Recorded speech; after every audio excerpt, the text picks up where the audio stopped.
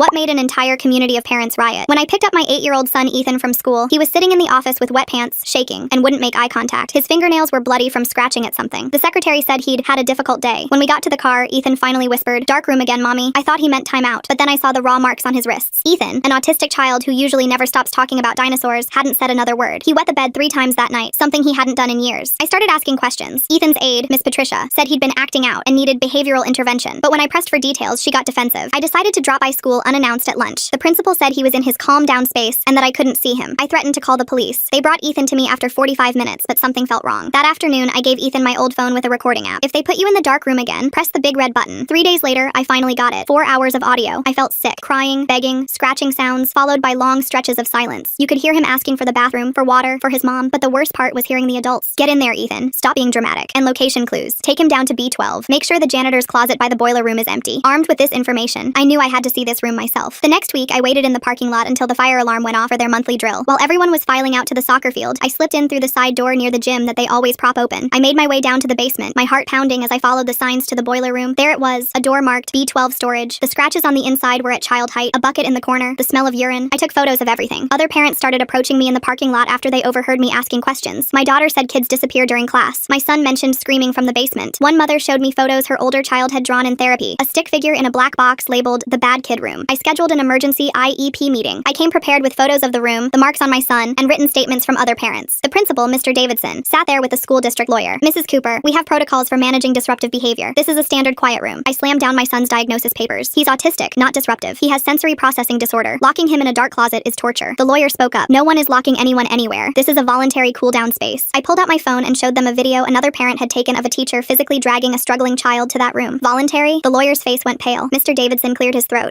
"We'll need to review that footage." I stood up, my hands shaking with rage. "Review it? That's my baby you've been torturing. He's 8 years old." My voice cracked. "He still sleeps with a dinosaur nightlight, and you've been locking him in a pitch-black closet like he's some kind of animal." The room was silent. Miss Patricia wouldn't even look at me. That's when I went nuclear. I called CPS from the meeting room. "I need to report systematic child abuse at Central Elementary. Multiple autistic children are being locked in isolation rooms without food, water, or bathroom access." The principal's face went red. "Mrs. Cooper, this is extremely inappropriate." I cut him off and pulled out my phone. "You know what? Let's see what the other parents think." I opened the parents' WhatsApp group. 247 members. I uploaded the audio file. "This is what they do to our special needs kids." My son Ethan begging for water. The principal lunged for my phone. "You can't share that. It's confidential school matters." But it was already sent. My phone was vibrating nonstop. "What the hell is this?" "Calling my lawyer right now. Everyone come to the school immediately." Parents were sharing the audio to other groups. The PTA Facebook, the District Parents Coalition, the Special Needs Support Network. Through the conference room window, I could see parents storming through the front entrance. The secretary's hands were shaking as she pressed buttons on her desk phone, while parents pushed past her desk and filled the narrow hallway outside the conference room. The district lawyer stood up and opened the door, trying to project calm authority, but 3 fathers immediately surrounded him, demanding to know what the hell was happening to their kids. More parents kept pouring through the main entrance, some still in work clothes, others in pajamas like they'd rushed straight from home. Mr. Davidson grabbed his briefcase and laptop, then slipped out the conference room's back door that connected to his private office. I watched him through the glass partition as he locked his office door from the inside and pulled the blinds shut. The lawyer was backing toward the wall as more parents pressed in, all talking at once, waving their phones with the audio still playing. I pulled out my phone and started recording everything, making sure to capture the lawyer's pale face and the way his hands trembled as he tried to speak over the crowd. The secretary had given up on the phone and was now standing behind her desk looking terrified as parents demanded to know where their children were right now. Within minutes, the school resource officer came running down the hall, his hand on his radio, shouting for everyone to clear the area immediately or face trespassing charges. Parents turned on him instantly, a mother shoving her phone in his face, showing the audio timestamp, while her husband demanded to know if he'd known about the basement room. The SRO kept backing up, repeating that everyone needed to leave school property, but nobody was moving. I pushed through the crowd to where Miss Patricia was still sitting frozen in the conference room and told her I was taking Ethan home right now. She started to say something about dismissal procedures, but I cut her off and walked straight to Ethan's classroom. The SRO followed me, saying I couldn't just remove a student without signing him out. So I turned and asked if he really wanted to physically stop a mother from taking her abused child home while 20 other parents were filming us. He looked at all the phones pointed at him and stepped aside. Ethan was sitting at his desk staring at his dinosaur book, not even looking up at the chaos in the hallway. I gathered his backpack and lunchbox, then took his hand and led him through the crowd of parents who parted to let us through. That evening at home, Ethan sat at the dinner table moving his chicken nuggets around his plate without eating anything. I tried to get him to take just one bite, but he shook his head and kept his eyes down. 20 minutes into dinner, I smelled something and realized he'd wet himself again, just sitting there in silence. He didn't cry or react, just sat in his wet clothes staring at his plate. I helped him to the bathroom and got him cleaned up, then brought my camera to his room where the overhead light was brightest. The marks on his wrists were darker now, purple and yellow bruises in clear finger shapes where someone had grabbed him. I photographed them from every angle, then measured them with a ruler for scale. My hands shook so bad I had to retake several photos. I wrote everything in a notebook, the time, his behavior, how many words he'd spoken since pickup, which was 0. The next morning, I drove straight to the police station and walked up to the front desk saying I needed to file a report about child abuse at Central Elementary. The officer behind the glass looked bored and slid a form through the slot, saying I could fill it out in the waiting area. I pushed pushed it back and said no, I needed to speak to someone immediately about multiple children being locked in a basement closet. He sighed and buzzed me through to a small interview room where another officer came in 10 minutes later with a notepad. He listened to my story with obvious skepticism, interrupting to ask if I'd actually seen anyone lock my child anywhere, or if this was just something my son had said. I pulled out my phone and played 30 seconds of the audio, Ethan's voice sobbing and begging to go to the bathroom. The officer's whole face changed. He set down his pen and asked me to play it again from the beginning. After 4 minutes, he stopped me and said he needed to get a detective, that this would be handled as a priority case. He gave me an incident number and said someone would call within 48 hours. The next morning, my phone rang at 7:30, and a woman identified herself as Tess Donovan from Child Protective Services. She said they'd received multiple reports about Central Elementary and needed to schedule interviews with me and Ethan as soon as possible. She explained that they could investigate institutional neglect, but warned me that proving intentional abuse versus inappropriate discipline was much harder legally. She said the district would have lawyers and policies to hide behind, that these cases often went nowhere. I agreed to meet anyway, but felt my hope dimming as she talked about how long investigations took and how little power they really had over schools. That afternoon, I was folding laundry when my phone buzzed with an email from the school district's legal department. The subject line was, "Cease and desist, confidential student records," and it was 3 pages of legal threats about privacy violations and defamation. I wonder what the real story is behind Miss Patricia sitting frozen in that conference room while chaos exploded around her. There's something about her silence that makes me curious about her actual role in all this darkness. They claimed I'd illegally recorded minor children without consent and damaged the reputation of dedicated educators with false allegations. They demanded I delete all recordings and posts immediately or face civil and criminal prosecution. My stomach turned to ice, but I forwarded it to 3 different lawyers I'd found online before even finishing reading it. That evening, I saw a notification for a new WhatsApp group called Central Parents Private with a message saying the main group was probably monitored by the district now. Within 2 hours, 12 different families had shared their own stories about their special needs, kids coming home with unexplained bruises or refusing to go to the school. One mother said her daughter had been having nightmares about a dark room for 2 years, but she'd thought it was just bad dreams. Another parent found drawings their son had hidden under his bed showing stick figures in black boxes labeled "Where Bad Kids Go." We realized this had been happening for years, and we'd all been given different explanations. Around 8 that night, I got a call from someone named Libby Duke, who said she was a special education advocate who'd been fighting the district for a decade. She'd heard about our situation from another parent and wanted to offer help pro bono because she'd seen this pattern before at other schools. She knew all the district's tactics, she said, how they'd try to intimidate us with legal threats while destroying evidence and coaching staff on what to say. I accepted immediately, desperate for someone who understood the system we were fighting. 2 days later, I took Ethan for an emergency appointment with a child psychologist my pediatrician had recommended. Ethan walked into her office clutching his dinosaur book, but when she gently asked about school, he dropped to the floor and crawled under her desk. She didn't force him out, just sat on the floor nearby and talked softly about how some places feel scary and that was okay. She documented all his symptoms in detail and started what she called a baseline assessment for trauma treatment. That evening, my phone rang with a blocked number and a man introduced himself as Jules Creech, an investigative journalist with the state newspaper. He said he'd been tracking complaints about isolation rooms in schools for months and had heard about our situation. He wanted to verify the audio and photos, but promised to protect our identities until we were ready to go public. He said he had similar evidence from 3 other districts and was building a larger story about systemic abuse of special needs students across the state. 2 days after talking to the reporter, I opened my email while Ethan was eating breakfast and saw the subject line that made my stomach drop. The district had placed Ethan on home instruction pending a safety review of his needs, effective immediately. They wrote it like they were doing us a favor, protecting him from further trauma, but I knew what this really was. They were kicking my kid out of school because I went public. I stared at the screen while Ethan munched his cereal, not knowing how to tell him he couldn't go back to see his friends or use the sensory room that actually helped him. My boss wasn't going to understand why I suddenly needed to work from home every day. I spent the morning calling around for tutors and trying to figure out how to teach a 3rd grader while handling conference calls. The next week, Tess from CPS showed up at our door with her clipboard and official badge. She seemed nice enough, kneeling down to Ethan's level and speaking softly, but he completely shut down the moment she started asking questions. He pressed himself against the wall and wouldn't make eye contact or respond to anything she said. She tried showing him pictures, using different voices, even pulling out some toys from her bag, but Ethan just stared at the floor and picked at his shirt. After an hour, she gave up and wrote notes about selective mutism and trauma response. She told me the limited disclosure made building a case harder, that kids who can't or won't talk about what happened often don't get justice. I wanted to grab her shoulders and shake her, make her understand that my baby was talking just fine before they started locking him in that closet. Meanwhile, Libby was working on the legal side, filing formal complaints with the state education department about violations of IDEA and 404 laws. She sent certified letters demanding all behavioral intervention plans, functional behavior assessments, and 3 years worth of incident reports. The district had 10 days to respond, but we both knew they'd use every second of that deadline. She warned me they'd probably claim records were lost or never existed. 3 days before the deadline, I got a call from the district's PR director asking me to come in for a resolution meeting. She sounded friendly, said they wanted to make things right for Ethan, but then she mentioned I'd need to sign some paperwork first. When I asked what kind of paperwork, she emailed me a non-disclosure agreement that was 12 pages long. The terms would prevent me from ever discussing anything about Ethan's education, his treatment at the school, or any settlement we might reach. I'd have to delete all my social media posts, destroy the recordings, and never speak to media again. For a moment, I actually considered it, just to make this nightmare end and get Ethan back in the school with proper support. But then I looked at him building with his blocks, humming to himself, and knew I couldn't let them silence us. Jules was hitting them from another angle with Freedom of Information Act requests for all seclusion and restraint logs from the past 5 years. He wanted to see patterns, how many other kids had been locked in those rooms. The district claimed they needed 30 days to compile the records, which he said was standard obstruction tactics. They were buying time to figure out what documents they absolutely had to provide, and which ones they could claim didn't exist. That's when I got the strangest email from an address address I didn't recognize, just random numbers and letters at Gmail. The message was short, saying she'd seen what was happening to the special needs kids and couldn't stay quiet anymore. She signed it ND and said she was a teacher from another wing of the school. We exchanged a few careful messages before she suggested meeting at a grocery store parking lot 2 towns over where nobody would recognize us. I told my mom I was going shopping and drove 40 minutes to meet this woman who might have answers. She was already there when I pulled up, sitting in an old Honda with tinted windows. Nell turned out to be in her 50s with gray streaks in her hair and tired eyes. She'd been teaching for 20 years and said she'd watched the isolation rooms become standard practice over the last decade. She named specific rooms I hadn't even known about, one in the gym storage area, another behind the music room. She described the scripts they were given for documentation, always writing that students were endangering themselves or others, never mentioning how long kids were kept in there. She told me about unwritten policies, how certain kids got labeled as problems and ended up in those rooms for things like stimming or crying. She showed me photos on her phone of incident reports she'd secretly photographed, proving they were doctoring the paperwork. Everything she described matched what we'd been finding. She was shaking as she talked, terrified of losing her pension if anyone found out she was talking to me. The next day, I took Ethan to his pediatrician for a full exam. Dr. Martinez had been seeing him since he was a baby and gasped when she saw the marks on his wrists. She documented everything with photographs, measured the bruising patterns, noted his weight loss and how he'd regressed in his speech and toilet training. She ran her fingers over the scratches on his arms where he'd been clawing at himself, something he'd never done before this started. She had tears in her eyes as she typed up her report, using medical terms like psychological trauma and developmental regression. She filed her own mandated reporter complaint with CPS that afternoon, adding medical documentation to support our case. I sat in my car afterward and cried with relief that finally a professional was validating what I'd been saying. Then the district made their first move, announcing that Miss Patricia was on administrative leave pending investigation, while Mr. Davidson remained in his position. The email to parents blamed individual lapses in judgment and promised retraining for staff. They were throwing Patricia under the bus while protecting the principal who'd created this whole system. The scapegoating made me so mad I threw my phone across the room. The worst part came in a district-wide email the next morning where they defended seclusion rooms as evidence-based behavioral interventions supported by research. They used all this clinical language about de-escalation spaces and therapeutic holds, making it sound like locking terrified kids in dark closets was some kind of medical treatment. They cited studies and included links to articles about managing aggressive behaviors, completely ignoring that most of these kids weren't aggressive at all, just overwhelmed or scared. The gaslighting was so obvious, but wrapped in enough professional terminology that some parents might actually believe it. The next morning, my phone was buzzing with messages from parents planning something big. They'd organized a sidewalk rally for that afternoon right outside the school during dismissal time. I showed up with Ethan staying at my mom's house since crowds would trigger him. Parents held signs saying, "Our kids deserve better," and "Stop the isolation rooms," while keeping to the public sidewalk. There's something odd about Nell meeting in a parking lot 2 towns over just to share information she could have emailed anonymously. Why risk showing her face at all if she's that worried about her pension? When someone handed me a megaphone, my hands were shaking, but my voice stayed steady. We're not here to attack anyone personally, but to demand systemic change for all special needs students. News vans pulled up within minutes, and reporters started interviewing parents. I kept repeating the same message about needing proper training and oversight, not blame. Back home that evening, Ethan had his worst meltdown yet when a car backfired outside. He screamed and threw himself under his bed, covering his ears and sobbing. The next day, I drove to 3 different stores buying noise-canceling headphones, blackout curtains, and 2 weighted blankets. I installed the curtains in his room and the living room, turning our house into a dark, quiet cave. We barely slept anymore since every little sound sent him into panic mode. Tess called me frustrated because when she showed up to inspect the basement rooms, the principal said they were doing maintenance work and she couldn't enter. She filed paperwork for a court order but warned me the process would take weeks. I knew they were down there destroying evidence while we waited for bureaucracy to catch up. Libby was having her own battles with the district, refusing to schedule an emergency IEP meeting. She sent them a formal 10-day notice for unilateral placement, which meant we could enroll Ethan somewhere else and make them pay if they didn't respond. Finally, we had some leverage to force their hand. Jules texted me photos of the FOIA response she'd gotten, hundreds of pages with most of it blacked out, but what wasn't redacted made me run to the bathroom to throw up. The numbers showed seclusion rooms used 847 times just last year, 847 kids locked in those rooms, and nobody said anything. That evening, Nell sent me a photo from her car showing workers at the school loading the B12 door sign into a truck. They were literally painting over the door and removing any trace it existed. I saved everything with timestamps and started backing up all our evidence. I uploaded every photo, recording, and document to 3 different cloud services that night. Then I copied everything onto USB drives and mailed one to my sister in another state, one to my cousin, and kept one in a safety deposit box. Jules said the metadata showing when files were created would be crucial for proving they destroyed evidence after we reported it. 2 days later, a police car pulled into my driveway. The school resource officer stood at my door looking uncomfortable. "Mrs. Cooper, I've been asked to inform you that entering school property again will result in immediate arrest for trespassing." I pulled out my phone and started recording. "Are you threatening me for advocating for my disabled child?" He shifted his weight and looked away. "Just delivering the message, ma'am." After he left, I forwarded the video to Libby, who said it was clear intimidation. The next morning, Libby called excited because a national disability rights organization had reached out. They wanted to file an amicus brief if we pursued litigation and had won similar cases in 3 other states. Their legal team was offering pro bono assistance, which meant free help from lawyers who knew exactly how to fight these battles. The network of support kept growing beyond just our local parents. More evidence kept coming in from other families, including photos of bruises, recordings of kids crying, and medical records showing anxiety diagnoses after starting at Central Elementary. Meanwhile, I had to focus on getting Ethan help. The psychologist finally completed her evaluation after 3 sessions. She diagnosed him with acute stress disorder and recommended he not return to Central Elementary under any circumstances. Insurance would only cover 12 sessions total, which meant 9 more visits. I'd figure out how to pay for more treatment later, but at least now we had official documentation that the school had hurt him. Ethan still wouldn't talk about what what happened in that room. He'd just shake his head and hide under his weighted blanket whenever I tried to ask. The psychologist said forcing him to talk could make the trauma worse, so we had to wait until he felt safe enough. Some nights he'd wake up screaming, "I'll be good," over and over until I held him and promised he never had to go back there. The principal sent another letter full of legal language about how they were conducting an internal investigation and would implement new training protocols. More empty promises wrapped in fancy words while they covered their tracks. Parents kept messaging me with their own horror stories and asking what they could do to help. We started a private Facebook group that grew to over 300 members in 2 days. Everyone sharing evidence and comparing notes about what their kids had experienced. The pattern was clear that they targeted the most vulnerable kids who couldn't defend themselves or clearly communicate what was happening. 2 days later, I got a letter from the district's lawyer saying I was now classified as a disruptive parent and couldn't contact any school staff directly anymore. Everything had to go through their legal department, which meant more delays and more paperwork while kids kept suffering. I scanned the letter and added it to our growing file of evidence showing how they were trying to silence us instead of fixing the problem. The other parents in our Facebook group got similar letters, and we realized they were trying to isolate us from each other and from any teachers who might want to help. My phone rang while I was reading through more parent messages, and it was Ansel from work asking me to come in for a meeting about all the days I'd been missing. I sat across from him in his office while he explained that the company understood family emergencies, but I'd used up all my sick days and vacation time already. They could offer FMLA leave, but it would be unpaid, and we needed my paycheck to cover Ethan's new therapy sessions that insurance wouldn't touch. I had to choose between keeping my job to pay for his treatment or being there to fight the school, and I felt trapped either way. That night, I opened our savings account and transferred everything we'd saved for our vacation to the checking account to pay for private occupational therapy. The next morning, I went to the pawn shop with my grandmother's jewelry that she'd left me when she died and got $300 for pieces that meant everything to me. We canceled our cable and internet, keeping just basic phone service, and I started skipping lunch to save that money for Ethan's sessions. Every penny we could scrape together went toward helping him recover from what they'd done to him in that basement room. Tess called to tell me CPS finally got their court order to inspect the school's basement, but the district was stalling with claims about construction permits and asbestos testing that would take weeks to complete. She sounded frustrated, but said her hands were tied and they had to follow proper procedures, even though we all knew the district was just buying time to clean things up. More waiting while other kids were probably still being locked in those rooms, and there was nothing we could do about it legally. Jules sent me a draft of his article before it went live, and seeing everything written out with quotes from 7 different families made it real in a way that was hard to process. The next morning, his story was on the front page of the newspaper's website, with the audio transcript excerpts and photos we'd taken of the scratches inside that closet. Within hours, it had been shared thousands of times, and the school's phones were ringing non-stop with angry calls from people across the state demanding answers. The exposure felt good, but also scary because now everyone knew our story, and I worried about backlash against Ethan. The school board announced a special meeting for the following Tuesday with strict rules about public comments being limited to 2 minutes each and no visual aids or recordings allowed. They were clearly trying to control the narrative and prevent us from showing the evidence we'd gathered, but we decided to prepare anyway. Every word would have to count in those 2 minutes, and we needed to make them impossible to ignore. Libby came over that weekend to help me write a statement that would fit the time limit but still convey the horror of what they'd done to our kids. We practiced over and over until I could deliver it without breaking down, because controlled anger would be more powerful than sobbing through it. She timed me with her phone while I stood in my living room reciting the words we'd carefully chosen to maximum impact. Tuesday night, the auditorium was packed with parents and media, and you could feel the tension in the air as the board members took their seats looking uncomfortable. When my turn came, I walked to the microphone and started playing the audio of Ethan crying and begging for water before the board's lawyer jumped up yelling about privacy concerns. He reached over and cut my microphone, but those 30 seconds of my baby's voice had already filled the room, and parents were shouting in anger while board members shifted in their seats. The crowd erupted with people standing up and demanding they turn the mic back on, but the board president just called for order and moved to the next speaker. Vicky Davenport took the microphone next and described finding similar marks on her daughter's wrists after she'd been kept in isolation in a different grade with completely different staff members. The pattern was clear now that this wasn't just one bad teacher, but a systematic problem throughout the school, and board members couldn't pretend anymore that these were isolated incidents. Parents around the room were nodding and whispering to each other as more pieces of the puzzle came together, showing how widespread this abuse really was. Something feels calculated about how the district lawyer just happened to cut that microphone right when Ethan's voice filled the room. They knew exactly what they were doing to control this meeting. The union representative stood up and argued that teachers hadn't been properly trained on how to handle special needs students, and they were just following what they thought were approved procedures. She kept shifting blame to district policies and lack of resources while defending individual teachers, saying they were doing their best in difficult circumstances. It made me sick hearing her act like locking terrified children in dark closets was somehow understandable because of budget problems or training gaps, when any decent human being would know that was wrong. The public comment section started, and Tess stood up from her seat near the back. She walked straight to the microphone and pulled out her badge. She said CPS was actively investigating, and anyone with information should contact her office immediately. The board members started shifting in their seats and looking at each other. More parents lined up behind her to speak. Each one told their story about their child being locked in that room. Some had photos of bruises and scratches. Others had medical records showing anxiety diagnoses that started after their kids entered Central. The board president kept trying to cut people off, saying their 3 minutes were up. Parents just kept talking over him. Security guards moved closer but didn't actually do anything. The meeting went on for 4 hours until they finally called it closed. The next morning, my phone started buzzing at 6 a.m. with texts from other parents. The local news website had posted that Davidson was on administrative leave pending investigation. The district released a statement saying they were cooperating fully, but still wouldn't admit anything was wrong. It felt like such a small win after everything they'd done to our kids. 2 days later, I got an email from a law firm representing Patricia. They demanded I remove all posts mentioning her name from social media within 24 hours or face legal action. The letter claimed I was defaming her character and causing emotional distress. I screenshot it and posted it to the parent group group asking for advice. Within an hour, 12 other parents had gotten the same letter. Some immediately deleted their posts because they couldn't afford a lawsuit. Others changed Patricia's name to Miss P in their posts. The fear was spreading through our group. Then Jules texted me a screenshot someone had leaked to him. It was an internal district email marked urgent, requiring all staff to preserve any documents related to seclusion rooms or behavioral interventions. The email specifically mentioned anticipated litigation and regulatory investigations. Jules added it to his follow-up article that afternoon. The district's lawyers were clearly preparing for something big. That same night, Ethan woke up screaming at 2 a.m. He was soaked in sweat and shaking, so hard his teeth were chattering. I held him and rocked him, but nothing helped. The screaming went on for 3 hours straight. I logged everything in the notebook his treatment team had given me. The time it started, what might have triggered it, how long it lasted. This was the 5th night in a row. I was running on maybe 2 hours of sleep and could barely function. Coffee wasn't even helping anymore. My hands shook constantly from exhaustion. Work was calling asking when I'd be back, but I couldn't leave Ethan alone. During one of Ethan's therapy sessions, Libby called with news. She'd found a spot at a therapeutic day program one district over. They had special rooms with soft lighting and no locks. The staff were trained in working with kids who had trauma. It wasn't perfect, and insurance would only cover part of it, but it was better than keeping Ethan home forever. We scheduled a tour for the next week. The drive took 45 minutes, but Ethan stayed calm listening to his dinosaur podcast. The building looked nothing like Central. Everything was painted in soft colors with lots of windows. The director met us at the door and got down on Ethan's level to introduce herself. She showed us the sensory room with its bubble tubes and weighted blankets. The quiet space had beanbags and soft music, with the door always open. Staff explained how they used picture cards to help kids communicate when they were upset. They showed us the schedule board where everything was predictable and clear. Ethan stayed pressed against my leg the whole time. He didn't have a total meltdown though, which felt like progress. They suggested starting with just a few hours to see how he did. The next Monday, we tried a half-day visit. I sat in my car in the parking lot the whole time with my phone ready. After an hour, they texted that Ethan was doing okay. He'd gotten scared when the bell rang, but the aide had given him noise-canceling headphones. At snack time, he'd eaten his crackers at a table by himself while the aide sat nearby. No one forced him to join group activities. After 3 hours, they called saying he was getting tired and should probably go home. When I picked him up, he wasn't crying or scratched up. He even said bye to the aide. It was the first positive school experience we'd had in months. We kept doing half-days for 2 weeks, slowly building up his tolerance. Meanwhile, the district's insurance company reached out through our lawyer. They wanted to meet about a possible settlement. The number they offered was insulting, barely enough to cover Ethan's therapy bills. Plus, we'd have to sign papers saying we wouldn't sue or talk publicly about what happened. No admission of wrongdoing and no promise to change their policies. They just wanted this to go away cheap and quiet. I wanted to tell them exactly where to shove their offer, but part of me wondered if I should take it for Ethan's therapy. The decision was tearing me apart. Then Tess called with an update. CPS had finished their investigation and substantiated institutional neglect. She was referring the findings to the DA's office for possible criminal charges, but she warned me not to get my hopes up because proving intent was almost impossible. The system protected itself even with mountains of evidence. 2 days later, Nell sent me screenshots of the affidavit she'd filed with the state board detailing everything she'd witnessed in B12. Within hours, she was getting called into meetings with union reps who kept reminding her about solidarity and not breaking ranks. Other teachers stopped eating lunch with her, and suddenly her lesson plans needed extra review from admin. She texted me photos of passive-aggressive notes left in her mailbox about team loyalty and protecting the school's reputation. By Friday, she was sending out resumes to districts 3 counties over because the principal's secretary told her that her contract probably wouldn't be renewed next year. I watched this woman sacrifice her career for telling the truth about what they did to my son and could only send her gift cards for gas money while she drove to interviews. The following week, Tess called with news from the DA's office that made me throw my phone across the kitchen. They weren't filing criminal charges because there was insufficient evidence of criminal intent, and the isolation room usage fell into a gray area of poor professional judgment rather than prosecutable abuse. The prosecutor's letter said policy violations were a civil matter for the school board to handle internally and recommended we pursue administrative remedies through proper channels. I drove to the courthouse and demanded to see someone higher up, but the receptionist just handed me another copy of the same letter and said the decision was final. The rage burned so hot I had to sit in my car for 20 minutes before I could drive home safely. 3 days after that disappointment, an official envelope arrived from the state education department announcing they were opening a compliance review of the district's special education practices. The letter said Central Elementary had 60 days to submit a corrective action plan addressing the violations identified in their preliminary investigation. Libby called it bureaucratic theater, but said having it on record would help our civil case because it established a pattern of non-compliance with federal disability laws. I spent that afternoon scanning every page and uploading them to the shared folder she'd created for evidence. The next Monday, I met Vicky and another mom whose daughter had also been locked in B12 at Libby's office to sign paperwork for a civil lawsuit. The retainer agreement made my stomach drop because we'd need $5,000 just to start and potentially tens of thousands if it went to trial. Libby explained we were seeking both monetary damages for the trauma and an injunction to prevent them from using isolation rooms ever again. Vicky's husband had already taken out a loan against their 401k, and the other family was selling their boat to cover legal fees. I signed knowing we didn't have the money, but someone had to make them pay for what they'd done. 2 weeks into March, Mr. Davidson announced his retirement effective immediately for personal reasons. The school board approved his exit package with full pension and health benefits, plus a glowing letter of recommendation for his years of dedicated service. Miss Patricia got transferred to a curriculum development position at the district office with the same salary and no student contact. Not one word about why these sudden changes happened or any admission that they'd done anything wrong. Parents were posting angry comments on the district Facebook page, but they kept deleting them and eventually turned off comments entirely. The next week, the district sent out a press release about converting the basement storage areas into supply rooms as part of their proactive improvements to learning environments. They hired a photographer to take pictures of B12 filled with boxes of printer paper and cleaning supplies, like it had never been anything else. Patricia getting a cushy district office job with the same pay makes me question who she knows at the top. Davidson's golden parachute sweet retirement package seems awfully generous for someone under CPS investigation. The timing of these personal reasons feels too convenient. The gaslighting made me physically sick watching them pretend they were making positive changes instead of covering up years of abuse. They even quoted the superintendent talking about their commitment to excellence and creating safe spaces for all learners. Meanwhile, Ethan started at the Therapeutic Day program 3 mornings a week, while I drove him to private occupational therapy on Tuesday and Thursday afternoons. Some days he'd line up his dinosaur toys and tell me facts about velociraptors for an hour straight, which felt like having my old son back. Other days I'd find him hiding in the bedroom closet with his hands over his ears rocking back and forth. The therapist said trauma recovery wasn't linear, and we had to celebrate small victories like him asking to use the bathroom instead of having accidents. Progress meant him sleeping through one night without screaming or eating lunch without checking under the table first. My boss cut my hours to part-time after I missed too many shifts for therapy appointments and court meetings. We sold my car to cover 2 months of therapy bills, and I started taking the bus to work at 5 in the morning. I joined local buy-nothing groups asking for weighted blankets and sensory toys, swallowing my pride when neighbors dropped off bags of hand-me-down therapeutic equipment on our porch. One woman slipped an envelope with $200 cash under a box of fidget toys with a note saying she was sorry for what happened. The community support helped, but losing half my income while therapy costs tripled was drowning us in debt. The town split hard over the lawsuit, with people taking sides in grocery store aisles and soccer game sidelines. Former friends would see me at the pharmacy and suddenly remember they needed something in another aisle. Parents who used to arrange playdates stopped responding to texts, and Ethan's birthday party invitations got ignored. The PTA president told me I wasn't welcome at meetings anymore because my presence was disruptive to the school unity. Meanwhile, other parents would grab my arm at pickup and whisper thank you for fighting when they were too scared to speak up. 6 months after his first article, Jules called to tell me he'd won a regional journalism award for his investigation into isolation room abuse. The story had been picked up by education advocacy groups nationwide, but local media had already moved on to covering budget debates and football season. He mailed me a framed copy of the award with a note saying the documentation would matter for future families, even if the news cycle had forgotten us. At least someone would remember what really happened in that basement room when the district tried to pretend it never existed. 2 weeks later, the CPS investigator showed up at my door with a thick folder and a tired expression. She sat at my kitchen table flipping through pages while I made coffee with shaking hands. She pushed the report across to me and pointed to the findings section where it said, "Neglect substantiated," in bold letters. The investigator explained they could offer trauma therapy referrals for Ethan and recommend policy changes to the district. I asked what would actually force the school to stop using isolation rooms. She looked down at her coffee and said CPS could only investigate and recommend, but had no power to make the district do anything. The most they could do was add this to the school's record and hope the district would listen to their suggestions. I slammed my hand on the table so hard the coffee cups jumped. She handed me a list of therapists who specialized in trauma recovery and left without making eye contact. 3 days later, my lawyer called saying the district wanted to settle. I drove to his office where he had papers spread across his conference table showing their offer. They would cover all of Ethan's therapy costs plus additional damages, but there was a catch. The settlement included a limited confidentiality clause that meant I couldn't discuss specific settlement amounts or terms. My lawyer explained we could still talk about the abuse itself, just not the financial details. He said we could fight it in court, but that would take years, and Ethan needed help now, not when he was 11. I stared at the number on the paper, knowing other families were still fighting their own battles. My lawyer reminded me that getting Ethan treatment was the priority, and the settlement would guarantee he got the best care immediately. I picked up the pen, feeling like I was betraying every other parent whose kid was still suffering. The pen felt heavy as I signed my name on each page. My lawyer filed the papers that afternoon while I sat in my car crying, because taking their money felt like letting them win, even though I knew Ethan needed the therapy more than I needed my pride. The next morning, the district sent out an email blast announcing new policies. They were banning all use of seclusion rooms effective immediately and requiring mandatory crisis intervention training for all staff. The email made it sound like they were being progressive leaders instead of being forced into it by lawsuits and media pressure. Davidson was quoted saying the district was committed to supporting all students with compassion and evidence-based practices. I wanted to throw my phone, but at least the rooms would be gone even if they were pretending it was their idea. Later that week, Nell texted me that she'd been transferred to a school across town. She said the official reason was staffing needs, but everyone knew it was punishment for speaking up. Her new principal treated her like a troublemaker from day one, and other teachers avoided her in the hallways. She sent another text saying she'd do it all again because at least those rooms were finally gone. 2 months passed with Ethan going to therapy twice a week. One Tuesday night, I was folding laundry when I realized it was past 9 and Ethan was still asleep. I crept to his door and peeked in to see him sleeping peacefully without his dinosaur nightlight for the first time since everything happened. I stood there watching him breathe steadily with no signs of nightmares. The next night, the terrors came back and he wet the bed again, but that one peaceful night showed me healing was possible even if it wasn't a straight line. I started writing about our experience on my laptop while Ethan was at therapy. I typed out everything I wished I'd known about recognizing institutional abuse and navigating the system. I included warning signs to watch for and questions parents should ask. I posted it on my blog that usually only had recipes and vacation photos. Within days, my inbox was full of messages from parents saying the post helped them recognize what was happening to their own kids. One mom said she'd printed it out and brought it to her IEP meeting. Another dad said it gave him the courage to file a complaint about his daughter's school. Each message made me feel like maybe something good could come from our nightmare. I cleared out a shelf in my bedroom closet and put a box there with everything from this fight. The photos of room B12 went in first, followed by the audio recorder I'd given Ethan. I added copies of every email and document plus the CPS report and settlement papers. My husband asked why I was keeping it all when it was over. I told him it wasn't dwelling but staying ready because they'd hurt my baby once, and I'd never trust any school completely again. Every time I put Ethan on the bus, I thought about that box and promised myself I'd burn the whole system down before I'd let anyone lock him in a dark room again. Alright, that's a wrap from me. Really appreciate you sticking around while I poked at all those questions. Hopefully my wondering was at least a little useful. Catch you in the next one. Like the video. It helps more than you think.